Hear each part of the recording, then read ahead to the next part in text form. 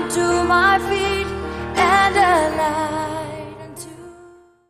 If I go to prepare a place for you, I will come again and take you to where I am, that where I am, you may be also. John chapter 14, verse 3.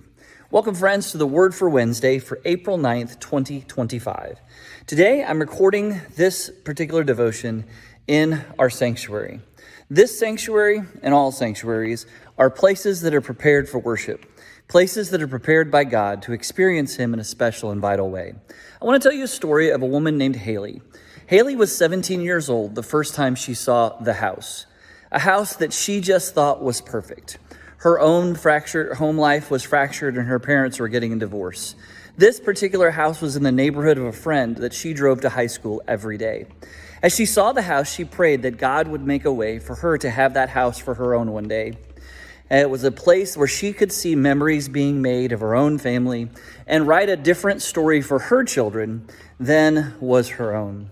Haley graduated high school and went off to college, got a degree, graduated, started a career, and met Mr. Right, a tall, dark, and handsome man, and they fell in love. They got married and moved into an apartment in the hometown where Haley grew up.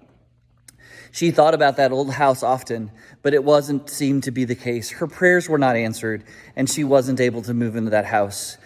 As winter approached, one of the first years they were married, her husband asked if she wanted to go with him to winterize some of the rental properties that he had along with her father. And so they went out and began to look at the homes and winterize them and came across a house that Haley just knew she was aware of.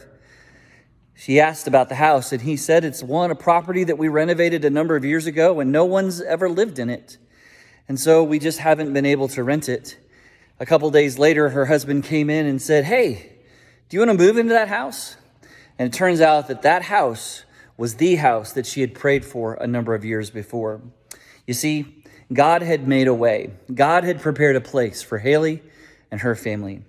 My friends, I pray that you will have a place where you can know the power of God, that Jesus is preparing a place for you to meet Him and to see His grace, and that you too will be brought to where Jesus is, and you can find a way for His grace and His light to shine for you. God bless you, and have a great day.